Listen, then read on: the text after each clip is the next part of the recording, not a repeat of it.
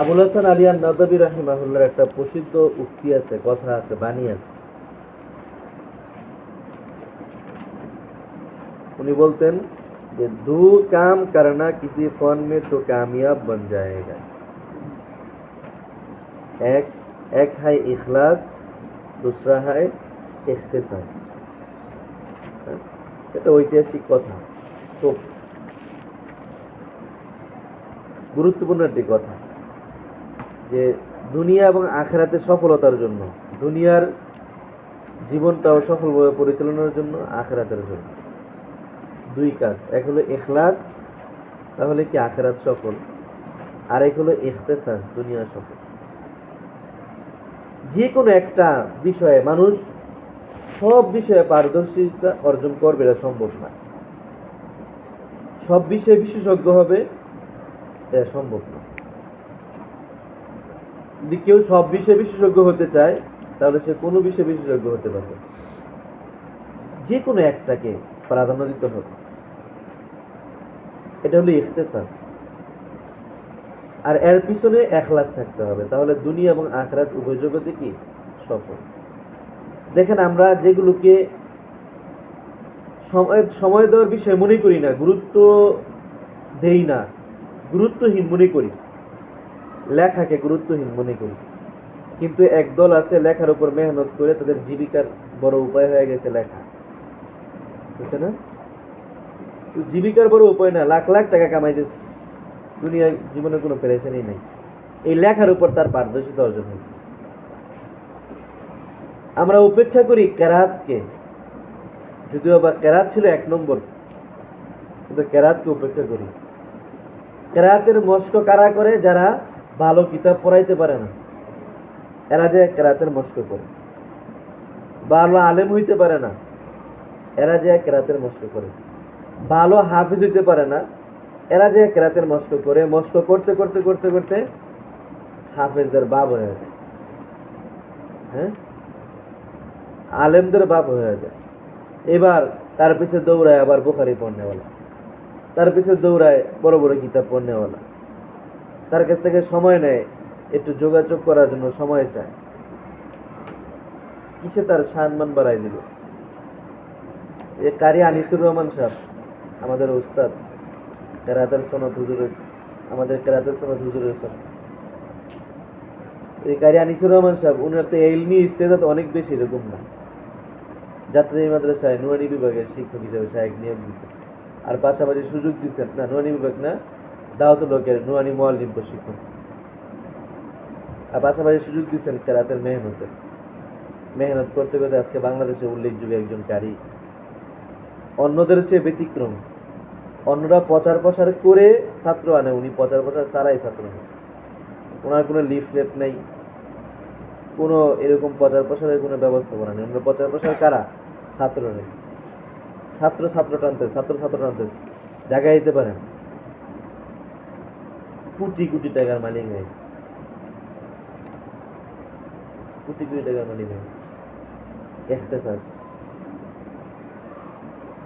কথা বুঝে আসছে? বড় বড় আলেমরা ওনার পিছনে ঘুরেছে, ওনার সাক্ষাতের জন্য, ওনার সাথে যোগাযোগ করার জন্য, মাদ্রাসাতে দাওয়াত দেওয়ার জন্য। বড় বড় আলেমরা, বড় বড় মুহাদ্দিস সাহেবরা ওনার দরসে এসে বসে, যখন এহসাস আসে যায় আমার তেলাওয়াত শুনবেন, এমনও ঘটনা অনেক আছে। কিসে করছে? ইখতিসাস। যে কোনো একটা বিষয়ে কি করা যায়? ইখতিসাস করা যায়। এই জন্যই তাখাসসুস। তো তাখাসসুসের হাকিকত কি? তাখাসসুস শব্দের শাব্দিক অর্থ হলো কি? নির্দিষ্ট হওয়া, বিশেষজ্ঞ হওয়া। নির্দিষ্ট হওয়া, বিশেষজ্ঞ হওয়া। শাব্দিক অর্থের ভিতরেই কিন্তু তার মূল হাকিকত লুকায়িত থাকে। আর যদি আপনারা একটু ব্যাখ্যার সাথে তাকাসুস শব্দের একটু পরিভাষা করেন, তখন এভাবে বলা যায় যে তাকাসুস মানে হলো কোনো বিষয়ে তাকাসুস করা মানে সেই বিষয়ে পর্যাপ্ত পরিমাণ জ্ঞান অর্জন করা। সেই বিষয়ে পর্যাপ্ত পরিমাণ জ্ঞান অর্জন করা, যাতে করে ওই বিষয়ে যে কোনো ধরনের, যাতে করে ওই বিষয়ে যে কোনো ধরনের সমস্যার সম্মুখীন হলে তার সমাধান করা যায়, যাতে করে ওই বিষয়ে যে কোনো ধরনের সমস্যার সম্মুখীন হলে তার সমাধান প্রদান করা যায় এবং সে বিষয়ের অনুসৃত নীতিমালার নির্ধারিত বা অনুসৃত মানে কি, অনুসরণীয় অনুসৃত নীতিমালার আলোকে উপযোগী সিদ্ধান্ত নেওয়া যায় এবং সে বিষয়ের অনুসৃত নীতিমালার আলোকে উপযোগী সিদ্ধান্ত নেওয়া যায়। তাখাসসুসের এই সংজ্ঞায় পরিচয় থেকে আপনি আপনার কাজ বুঝতে পারবেন। কি পরিমাণ জ্ঞান অর্জন করতে হবে,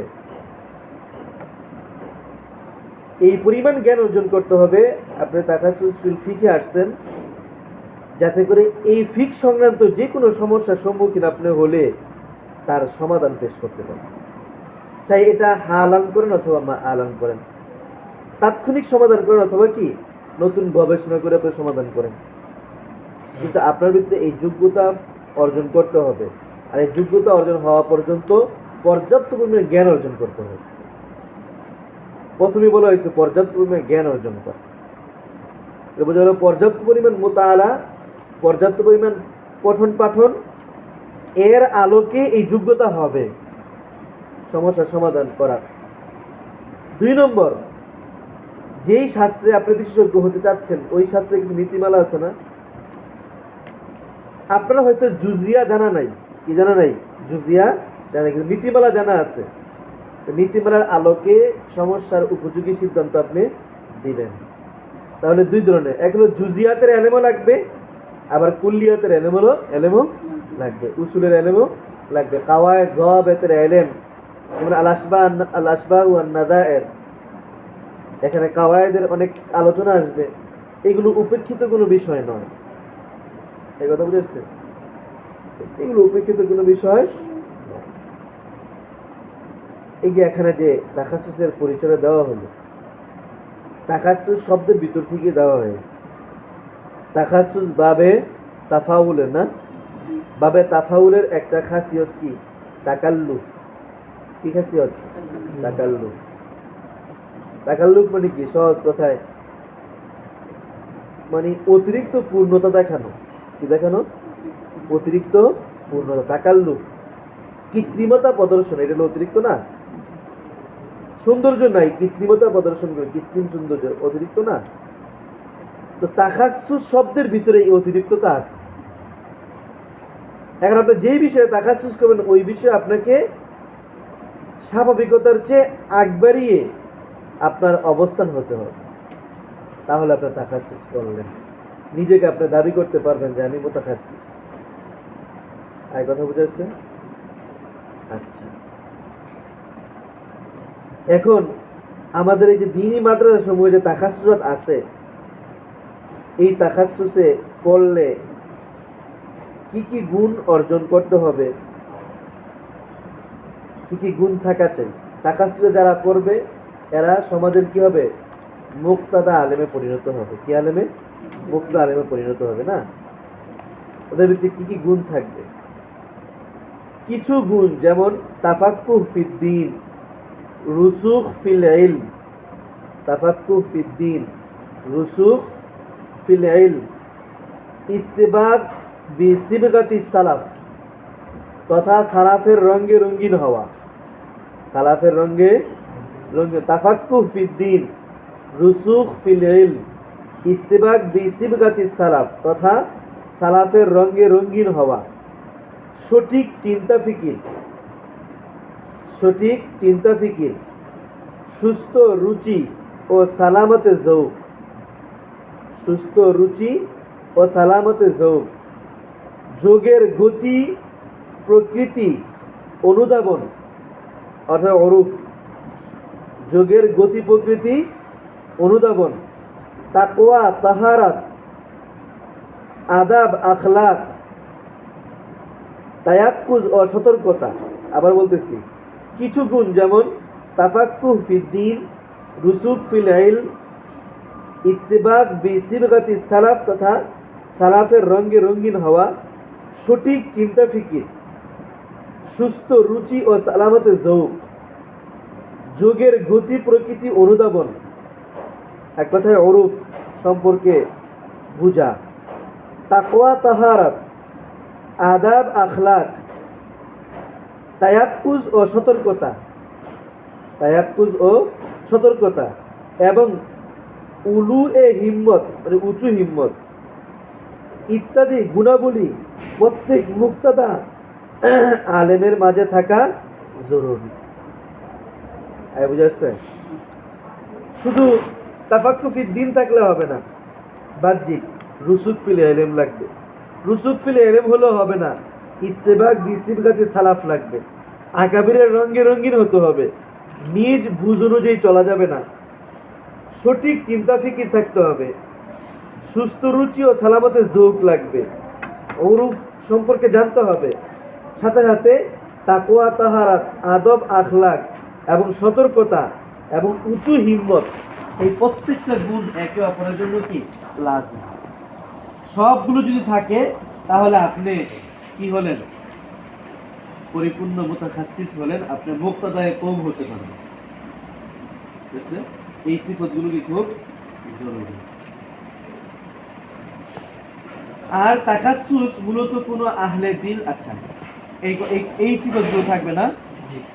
আর এই সিফতগুলো অর্জন কিভাবে? নিজে নিজে হবে। তাই সামনে বলতেছে আর তাকাসসুস মূলত কোন আহলে দিল, আহলে ফিক, কোন আহলে দিল, আহলে ফিক, আলেমে দ্বীনের নিগরানিতে ও তরবিয়তে অবস্থান করে এই সকল গুণ অর্জন করা এবং উলুমে শারঈয়ার কোনো এক শাস্ত্রে বা তার কোনো এক বিশেষ অংশে পারদর্শিতা অর্জন করার নাম। কথা, এই যে সিফতগুলো বলা হলো, এই সিফতগুলো নিজে নিজে অর্জন করার নাম তাকাসসুস না। এই সিফতগুলো কোনো আহলে দিল, আহলে ফিক, আল্লাহওয়ালা আহলে ফিক এর সাথে সম্পর্ক রেখে তার নিগরানিতে থেকে তার তরবিয়তে অবস্থান করে এই গুণগুলো অর্জন করা।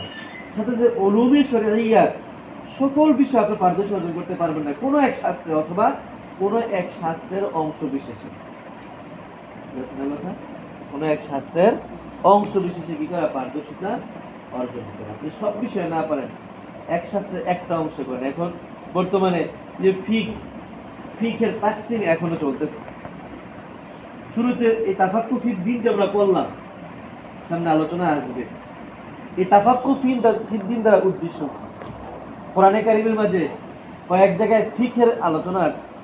ফালাউলা নাফারু মিন কুল্লি ফিরকাতিন তাইফাতুন লিয়াতাফাক্কাহু ফিদ দ্বীন, এরকম আরেক জায়গায় এসেছে তাফাক্কুর কথা।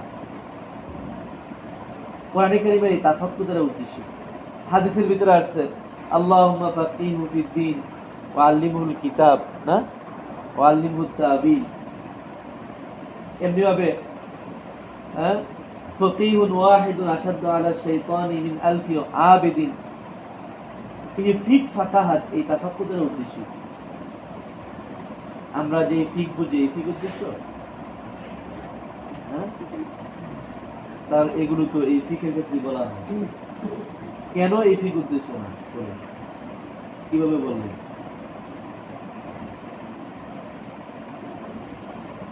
আমরা যদি লেগে যাই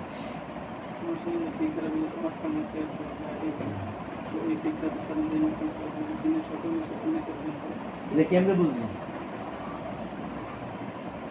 দলিল কি? এটা দাওয়া হলো দলিল।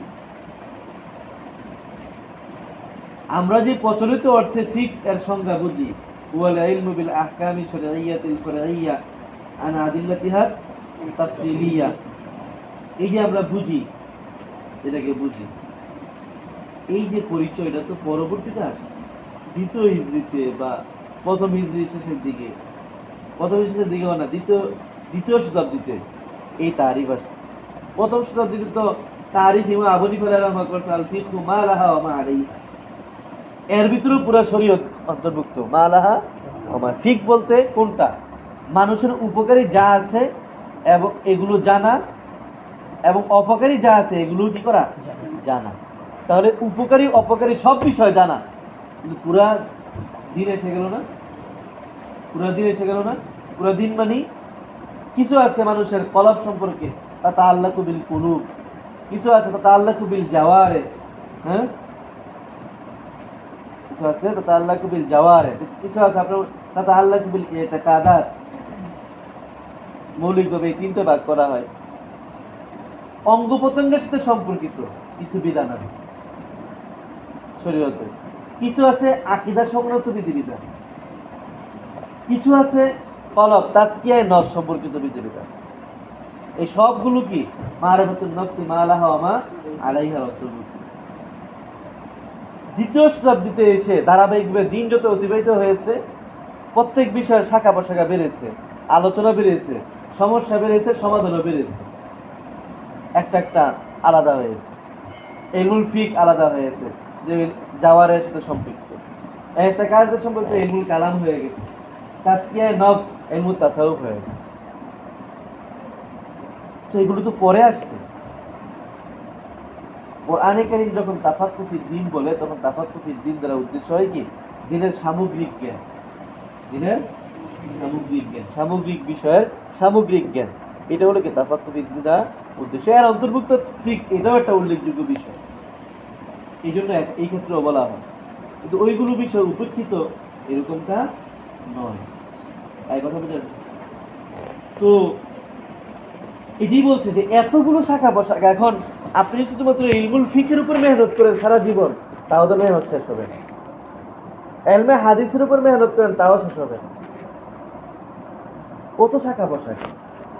হ্যাঁ, যতটুকু না হলে নয়, অন্যান্য ইলমের ওই অংশটা লাগবে। যেমন আমরা ইফতার ভিতরে উলুমুল হাদিসের কিতাব রাখছি না, কেন? এই অংশটা না হলে নয়। আপনি একটা হাদিস বের করবেন দলিল হিসাবে, হাদিস কেমনে বের করবেন জানতে হবে না? এটা আপনার জানতে হবে। জরা তাদের জানতে হবে, কিছুটা আপনার আন্দাজে রাবিদের হালত সম্পর্কে কিছুটা তাসহিহ তাযঈফ এর পথ পন্থা পদ্ধতি আপনার জানতে হবে, মৌলিক জ্ঞান। বুঝা যাচ্ছে না? এই জন্য মার্কাজ দাওয়ায় 3 বছর তাকাসসুস, সর্বনিম্ন কয় বছর? 3 বছর। প্রথম বর্ষ মুশতারাক, এখানে হাদিস, তাফসির, ফিক সব ধরনের কিতাবই মৌলিক কিতাব পড়ানো হয়। আল মাদখাল, উসুল ইফতা, এবার তাফসিরের কোন একটা কিতাব, আরো অন্যান্য কিতাব, সব বিষয় কি করা হয়? মৌলিক, যেটুকু না হলে নয় এটুকু পড়ানো। এরপরে দ্বিতীয় বছর থেকে প্রত্যেকের আলাদা আলাদা শোভায় চলে যায়। এবার ওই শোভা অনুযায়ী কি হয়? মেহনত চলতে থাকে। এই কথা বুঝে আসছে? বুঝতে পারলাম কথাটা? তো এটাই বলছে যে এগুলো অর্জন করতে হবে নিজে নিজে না, কারণ নেগরানি থেকে তরবিয়তে অবস্থান করে এই গুণ অর্জন করা এবং উলুমে শরিয়ার কোনো এক শাস্ত্রে পারদর্শিতা অর্জন করা, বিশেষ পারদর্শিতা অর্জন করা, এর নাম হলো তাখাসসুস।